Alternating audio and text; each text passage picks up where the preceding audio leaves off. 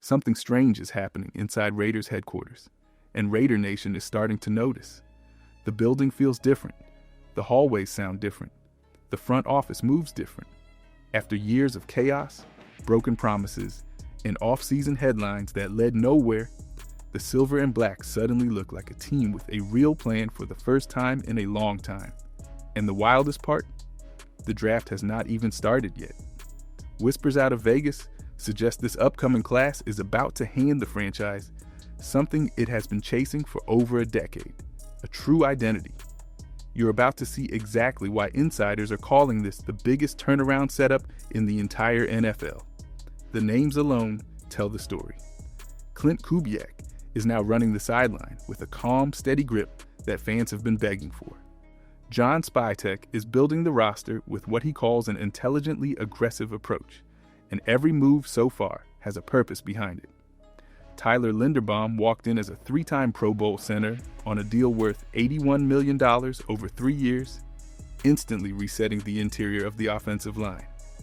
Max Crosby is locked in on an extension that looks smarter by the hour, especially after Will Anderson Jr. of the Houston Texans just signed a jaw-dropping $150 million deal this week. Throw in the arrival of a franchise quarterback at pick number 1 and 10 total draft selections loaded up for next week, and the picture becomes impossible to ignore. But here is what nobody is talking about loud enough. The real story is not only about who the Raiders are picking first. The real story lives at pick number 36, where smoke keeps rising around one specific name that keeps showing up in every single major mock draft. On top of that, there's a hidden chemistry piece sitting on day 2 of the board that connects directly to the rookie quarterback. There's a wide receiver hunt happening behind the scenes that has already sent scouts across the country. There's a defensive identity shift nobody saw coming. And there's a contract decision from last year that is aging into one of the best moves in the entire league. You need every piece to understand what is really happening in Vegas, and it starts with the offensive foundation that was built before the draft ever arrived.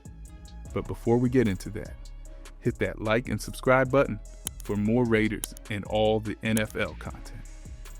Let's aim for 500 likes on this video. Forget the draft for a second, because the offense around Fernando Mendoza is already loaded before he even signs his first contract. Spytek attacked the biggest weakness on the roster first, the interior of the offensive line, which collapsed on Geno Smith week after week last season, now belongs to a 3-time Pro Bowler who started every single one of his 66 career games in Baltimore. Tyler Linderbaum walks in as the most expensive center in football, and he anchors a Ravens-style running game that churned out 5.3 yards per carry last year. That changes everything for the player running behind him. That player is Ashton Jeanty, the star running back who entered the league last year and spent too many plays getting tackled in the backfield because the blocking in front of him broke down. Those days are over. To his left sits Colton Miller at tackle, and to his right sits DJ Glaze, who grabbed the right tackle job as a rookie and never gave it back. Jackson Powers Johnson slides to right guard on his rookie contract, giving Vegas elite interior play at a bargain price. The offensive line suddenly looks like a strength, not a question mark. Now look at the weapons around the new quarterback. Brock Bowers already put up nearly 1,200 receiving yards as a rookie tight end, giving any young passer the safest outlet in football. Jalen Naylor arrives from Minnesota to stretch the field with real speed. Returning second-year receivers Jack Besh and Dante Thornton Jr. add size, toughness, and vertical threat after their rookie seasons. Connor Hayward joins the backfield as a versatile fullback, and Kirk Cousins lands as the veteran mentor who already knows Kubiak's system inside and out. The blueprint is obvious. Vegas built a finished offense first. Now they only need one more piece to pull the whole thing together, and that piece is the most watched player in the entire draft. Fernando Mendoza is not walking into the same broken building that swallowed every Raiders quarterback before him. He is walking into a situation built specifically for him to succeed, and the signs are already there. Reports coming out of Vegas say he is way ahead of schedule learning the West Coast system Kubiak is installing. He is accurate on every level of the field, mobile enough to pick up first downs with his legs, and able to execute any throw the NFL will ask of him. The franchise has ranked in the bottom 5 in quarterback rating over the past 5 seasons, sitting at an embarrassing 44.8. That era ends the moment he signs his name. But here's the part Raider Nation needs to hear. Back in 2007, the Raiders paired a young head coach named Lane Kiffin with a rookie quarterback named Jamarcus Russell. Kiffin reportedly did not even want to draft him. The coach lasted 5 games into year 2. The quarterback lasted 31 games total. That disaster happened because nobody in the building was aligned. This time feels completely opposite. Spytek and Kubiak are reading off the same script. The front office, the coaching staff, and the scouting department all point at the same target, and that target is Mendoza. Then comes the twist nobody saw coming. Trade inquiries for the number 1 pick are out there, and Vegas is flatly ignoring them. Kirk Cousins is not here to compete for the job. He is here to mentor the kid and give the coaching staff a real veteran safety net if they decide to sit Mendoza until after the bye. Some fans want him starting week 1, others want patience. Either way, the decision belongs to a front office that finally looks calm and in control. The quarterback is set. The mentor is set. The only question left is who he is going to throw the football to.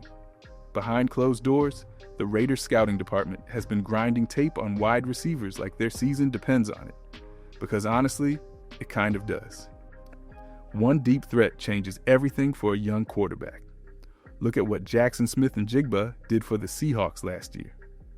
One real separator on the outside flips field position on every drive and forces defenses to respect the entire offense. Vegas knows this, and their top 30 visit list makes it obvious.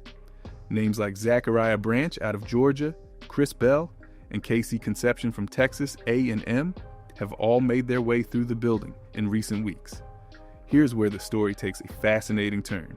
Round 3 could hide the biggest gem in the entire class for this offense. Elijah Sarrett from Indiana is not the flashiest name on the board. He is not a burner. He will not run past anybody. But he was Mendoza's most trusted target on 3rd down and in the red zone throughout their time together at Indiana. The chemistry is already built. The trust already exists. The back shoulder fade, the slant in traffic, the contested catch in tight coverage, all of it transfers to the NFL on day 1. That kind of built-in connection is almost impossible to find. This late in a draft. Then you stack the deeper names Mel Kiper has been pounding the table on lately.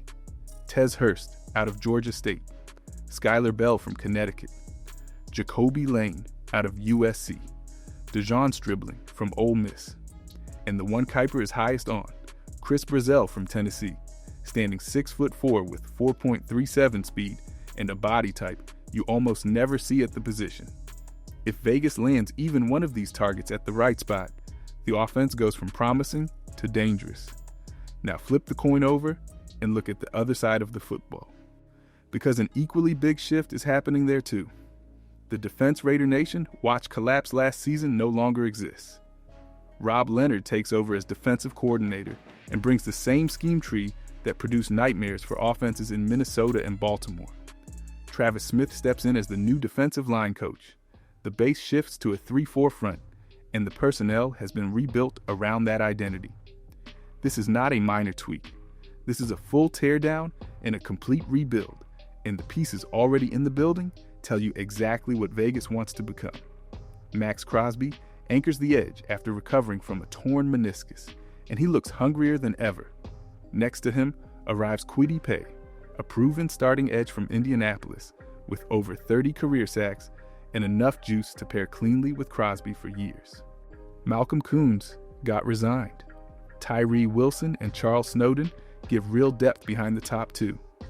The linebacker room got nuked and rebuilt in a matter of days. Nakobe Dean joined from Philadelphia. Quay Walker arrived from Green Bay. Both Georgia Bulldogs, both already familiar with championship habits. both exactly the kind of player this new staff wants, running the middle of the defense. But here's where the story gets interesting. The secondary added Taron Johnson in a trade from Buffalo to lock down the slot, brought back Eric Stokes at corner, and still has Jeremy Chinn leading a thin safety group with Isaiah Pola-Mao and Tristan McCollum. One massive hole remains, and Raider Nation already knows where. The interior defensive tackle room is almost empty.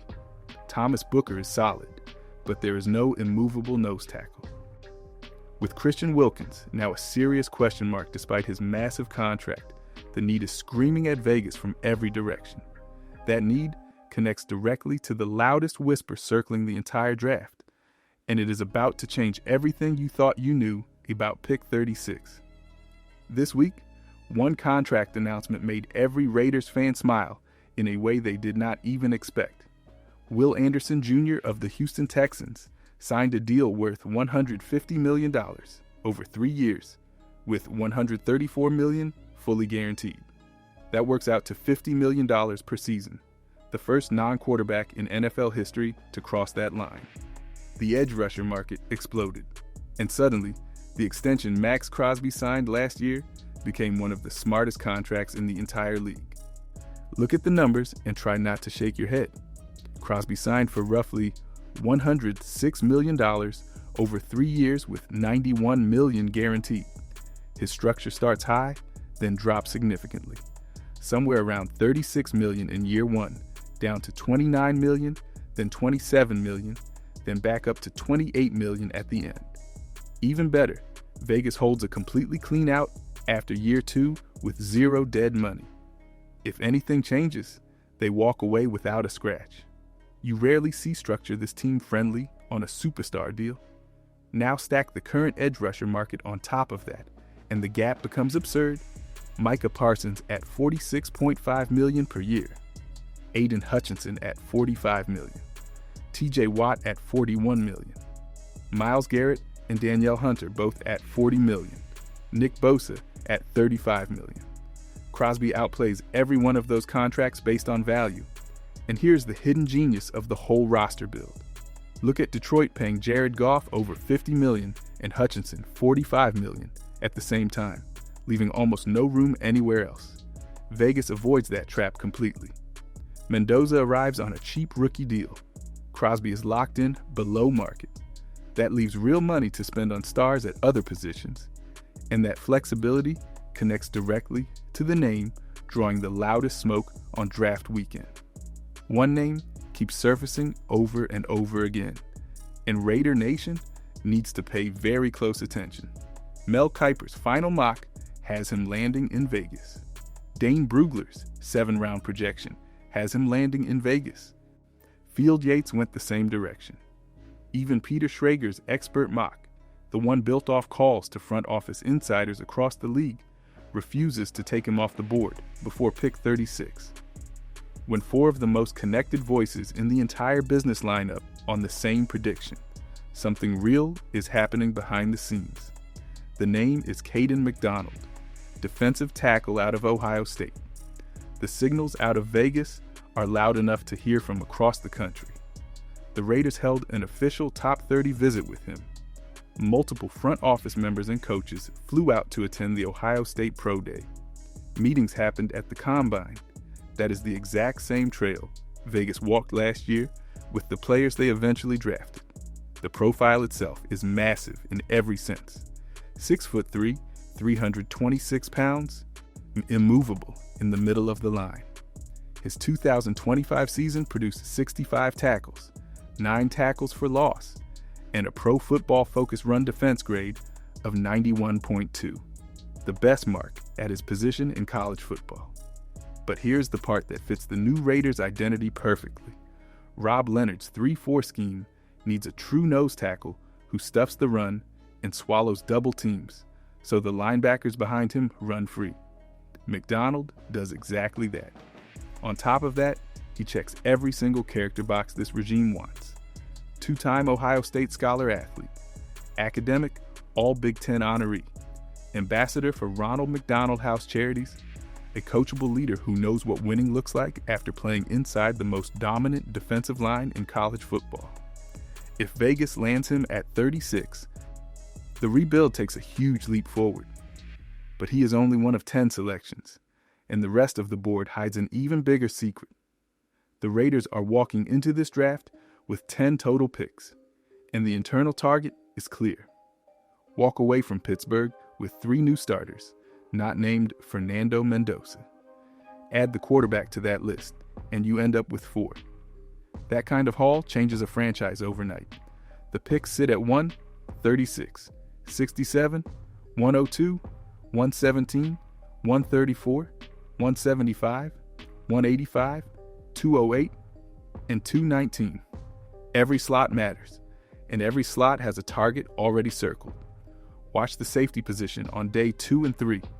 Names like Kamari Ramsey from USC, Bud Clark from TCU, and Lewis Moore from Indiana could provide real ball-hawking help for a defense that desperately needs it. Though linebacker depth runs absurdly deep this year, with Jacob Rodriguez out of Texas Tech, C.J. Allen from Georgia, Anthony Hill Jr. out of Texas, and Josiah Trotter from Missouri, all available at different tiers. Cornerback help hides around pick 102 with Malik Muhammad from Texas. Offensive tackle depth sits on the board with Jude Bowie from Boston College. Even a late-round kicker flyer in Trace Mack from Florida is in play as a future replacement for Matt Gay. Here's the weight of this moment that nobody is talking about enough. The last time Vegas held the number 1 pick, they selected Jamarcus Russell in 2007. The last time they held pick 36, they selected Derek Carr. 2 completely different outcomes, 2 completely different eras. The Hall of Fame draft lineage of Charles Woodson, Marcus Allen. Tim Brown and Howie Long still hangs over this franchise, waiting for the next name to be added. Vegas is finally building the right way. The cap is clean. The coaching is aligned. The scouting is sharp. Pittsburgh is about to witness the beginning of a turnaround nobody saw coming, and Raider Nation will never forget this weekend.